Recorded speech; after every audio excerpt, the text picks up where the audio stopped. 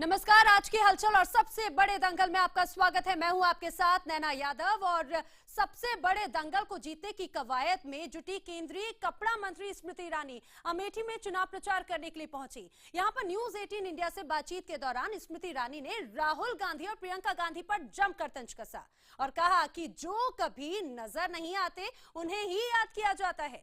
इसके अलावा स्मृति ईरानी ने यूपी में महिला सुरक्षा के मुद्दे पर अखिलेश और डिंपल यादव को बहस की चुनौती भी दी।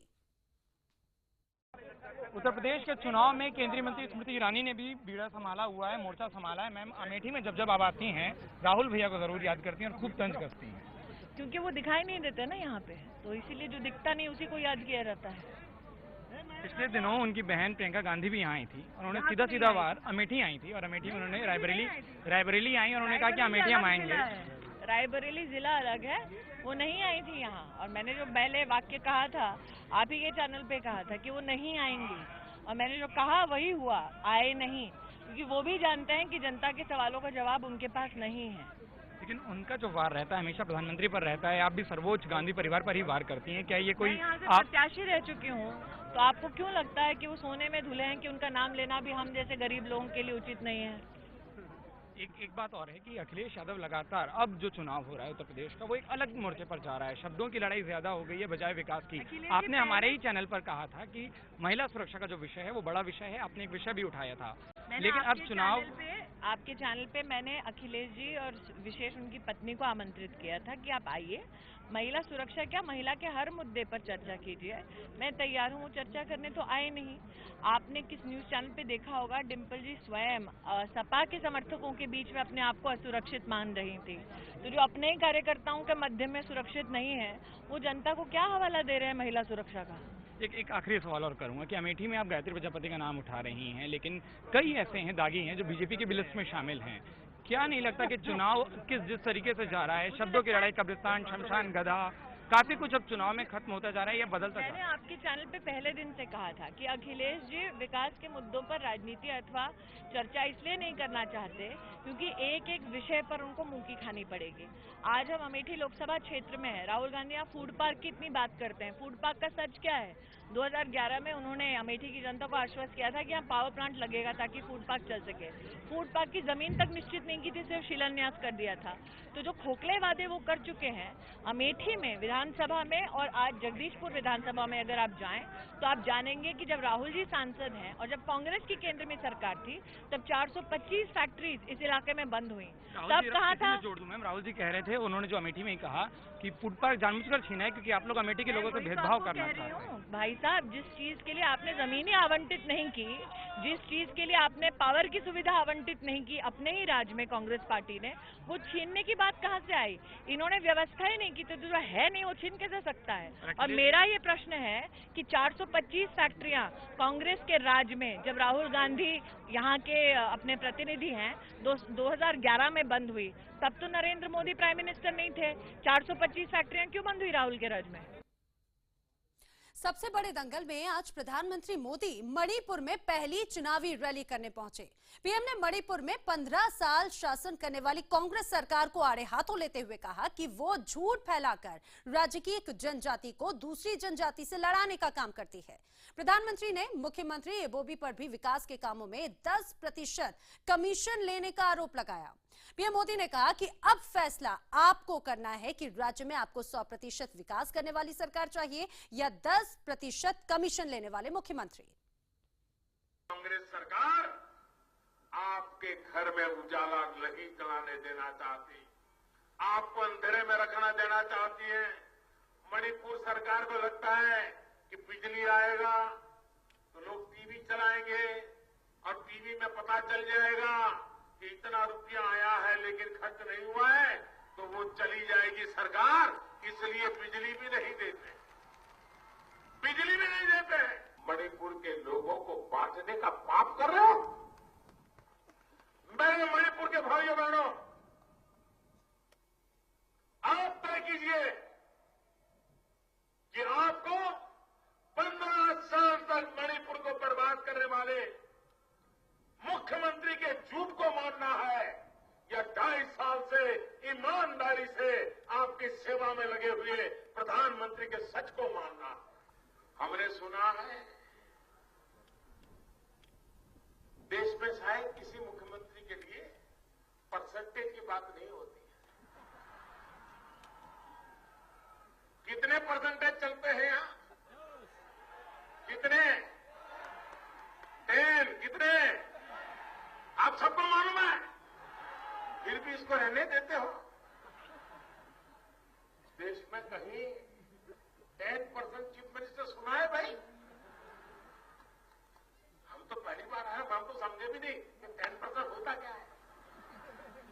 तो मैंने पूछा मणिपुर वालों को, तो ये सब लोग कहते हैं, लिखते हैं 10%। मैंने कहा ये क्या है भाई, ये कौन सा शास्त्र है? बोले मोदी जी आप ईमानदार आदमियों को जल्दी समझ नहीं आएगा, ये कैसे बेईमान लोग हैं। वहीं सबसे बड़े दंगल में उत्तर पूर्वी राज्य मणिपुर में विधानसभा की 60 सीटों के लिए मुकाबला सीधे 15 साल से सरकार चला रही कांग्रेस और नई उभर रही बीजेपी के बीच में होगा। जो हमारे पूरब का स्विट्जरलैंड माना जाता है, अगर उसकी ये बर्बादी की है, 15 साल लगातार मणिपुर नीचे ही गया। देश के उत्तर पूर्वी राज्य मणिपुर में पहली बार कमल खिलाने के लिए बीजेपी हर हथियार आजमा रही है। पहली बार प्रधानमंत्री के साथ पूरी कैबिनेट मणिपुर के लिए इतनी मशक्कत कर रही है। असम में सरकार बनने के बाद उत्साह और भी बढ़ा है। मणिपुर में जो केंद्र सरकार ने विकास काम किए हैं, जिस तरह से यहाँ करप्शन और लूट हो रही है, परिवर्तन की बात, और टेरिटोरियल इंटीग्रिटी के साथ कोई भी समझौता नहीं है। मणिपुर राज्य घाटी और पहाड़ों के बीच बटा हुआ है। राज्य में नवंबर 2016 से हुई नाकेबंदी के बाद तो इन दो इलाकों के बीच आना जाना और भी मुश्किल हो गया। 15 साल से यहाँ सत्ता में रही कांग्रेस सरकार पर अंदरूनी हालात को काबू में नहीं रख पाने के आरोप लगते रहे हैं। सियासी नजर से राज्य को 3 हिस्सों में बांट सकते हैं। कुल 60 में से 40 सीटें घाटी में हैं। घाटी की सीटों पर मैतेई समुदाय का दबदबा है। खुद सीएम इबोबी सिंह भी मैतेई समुदाय से आते हैं। 20 सीटें पहाड़ी इलाकों की हैं। 20 पहाड़ी सीटों में से 10 पर नागा समुदाय, जबकि 10 पहाड़ी सीटों पर कुकी समुदाय बहुसंख्यक है। लोगों को विश्वास है कि प्रधानमंत्री श्री नरेंद्र मोदी जी के नेतृत्व में जिस प्रकार की विकास यात्रा पर सारा देश निकल पड़ा है, उसका लाभ मणिपुर को भी पहुंचना चाहिए।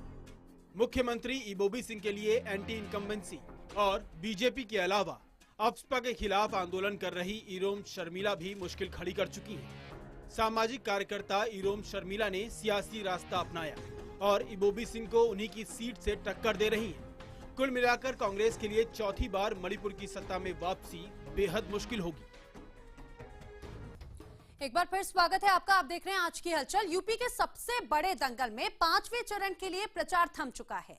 5वें चरण में 11 जिलों की 52 सीटों के लिए 27 फरवरी को वोट डाले जाएंगे। तो 5वें चरण का प्रचार खत्म होने से पहले सभी दिग्गजों ने अपनी पूरी ताकत झोंक दी है। बीजेपी के लिए केंद्रीय गृह मंत्री राजनाथ सिंह ने बहराइच में रैली की है, तो बीएसपी अध्यक्ष मायावती ने महाराजगंज में ताल ठोकी। वहीं सीएम अखिलेश यादव ने सिद्धार्थनगर में जनता को संबोधित किया, तो केंद्रीय मंत्री स्मृति ईरानी ने कांग्रेस उपाध्यक्ष राहुल गांधी के गढ़ अमेठी में रैली की।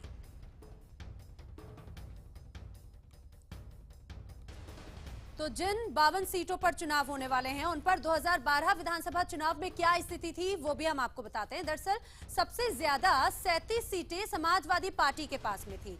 बीजेपी और कांग्रेस को 5-5 सीटें मिली थी, जबकि बहुजन समाज पार्टी को सिर्फ 3 सीटों पर ही संतोष करना पड़ा था।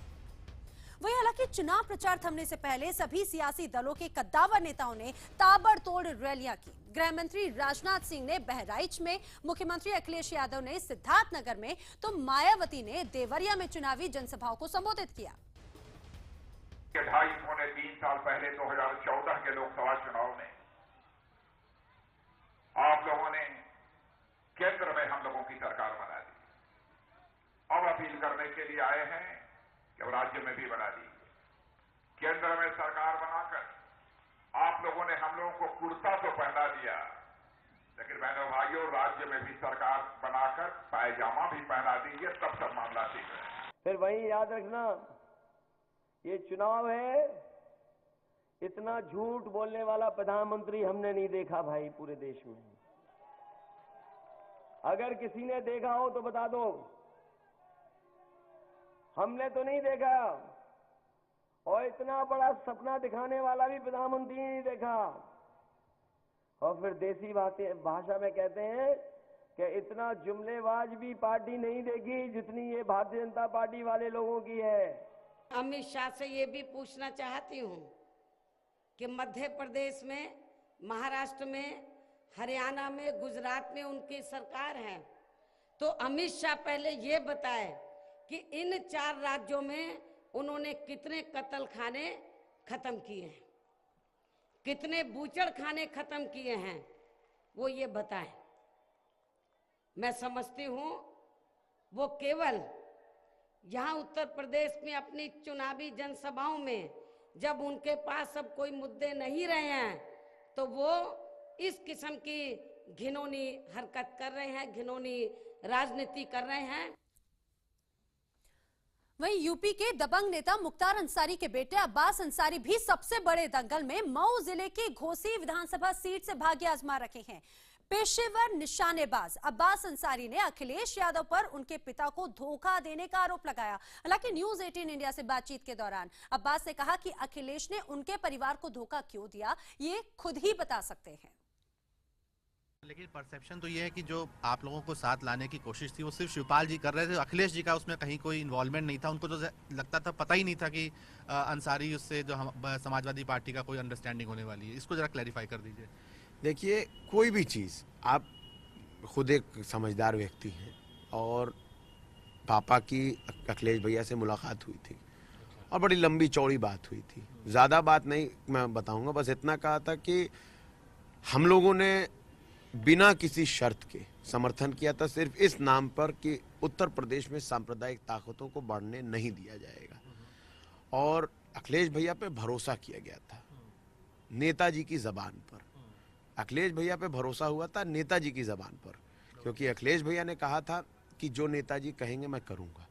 और जब पापा से बात हुई थी तो पापा ने उनसे ये भी कहा था कि भाई मैं नदी में रह कर के मगरमच्छ से बैर नहीं करना चाहता, अगर आपको मुझसे कोई दिक्कत है तो अफजाल भैया और सिकवत भैया जाते हैं और मैं जैसे हूँ मैं वैसे ही रहूँगा।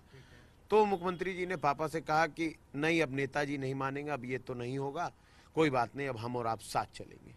तो फिर अचानक क्या हुआ, अखिलेश क्यों पलट? फिर अचानक क्या हुआ, कैसे हुआ, ये तो सिर्फ और सिर्फ अखिलेश भैया जान सकते हैं और भगवान जान सकते हैं। राजनीति के 2 युवा, अखिलेश को आप भैया भी कहते हैं, 2 युवा साथ आ गए, राहुल और अखिलेश। तो ये बताइए कि युवा की एज लिमिट क्या है? ये एक मेरे लिए बड़ी परेशानी किस कॉन्टेक्स्ट में पूछ रहे हैं? क्या जो 2 युवा आ रहे हैं आप उनको युवा नहीं मान रहे हैं? नहीं, मैं प्रधानमंत्री जी भी लोग कहते हैं कि युवाओं के नेता हैं, कहते हैं ना। तो प्रधानमंत्री जी भी युवाओं के नेता हैं, अखिलेश भैया, राहुल भैया भी युवाओं के नेता हैं। तो युवा की एज लिमिट क्या है? क्या 60 के बाद भी आदमी युवा रहता है या 45 के बाद युवा रहता है, या मतलब कुछ तो एक वो होना चाहिए ना। यूपी के सबसे बड़े दंगल में बीजेपी के लिए नई मुश्किल खड़ी हो गई है, क्योंकि बीजेपी के यूपी अध्यक्ष केशव प्रसाद मौर्य पर आचार संहिता के उल्लंघन का मामला दर्ज होने जा रहा है। दरअसल 23 फरवरी को इलाहाबाद में केशव प्रसाद मौर्य जब मतदान करने के लिए पहुंचे थे तो उनकी जैकेट में बीजेपी के चुनाव चिन्ह का स्टिकर लगा हुआ था। वहीं दूसरी तरफ यूपी बीजेपी के पूर्व अध्यक्ष और विधायक लक्ष्मीकांत वाजपेयी का मेरठ में एसएचओ को धमकाने का एक वीडियो सामने आया है और इस वीडियो में लक्ष्मीकांत वाजपेयी पुलिस अधिकारी को कहते हुए दिखाई दे रहे हैं कि ये मेरठ है जहां पर अधिकारियों के गालों पर थप्पड़ मारे जाते हैं। दरअसल 1 सप्ताह पहले मेरठ में गौहत्या का मामला सामने आया था और इसी में आरोपियों पर कड़ी कार्रवाई न होने से विधायक लक्ष्मीकांत और उनके समर्थक नाराज थे। इतने सेंसिटिव इशू पर जरा सी देर में कोई बवाल अगर भी हो जाए तो शहर लग जाएगा साहब। उस पर किसका मेरा दबाव में नहीं मानना चाहिए, कल को दूसरा हाजिर हो जाएगा। हम तो बेकार ही, पुलिस भी बेकार है और हिंदू तो बेकार है शहर का, तो हिंदू कमान संभाल ले अपने आप। आखिर गोवंश के लिए हमको खड़ा होना, हम नहीं चाहते खड़ा होना, लेकिन अगर पुलिस एक्शन नहीं लेगी तो खड़ा होना पड़ेगा हम लोग। एक एडीएम ने, एसपी ने ठेले पे यूं पैर मार दिया था, पुलिस को वर्दी उतार के चौकी में से पट्टे के अंडरवेयर में खड़े होकर अलग खड़े होते देखा कि हम पुलिस वाले ना है जी, ये वो मेरठ शहर है। और एसडीएम के तो उस पर लड़कों ने रैप्टे मार मार के गाल सुझा दिए थे इसी आबू लेन पर, बेगमपुर के चौराहे पर।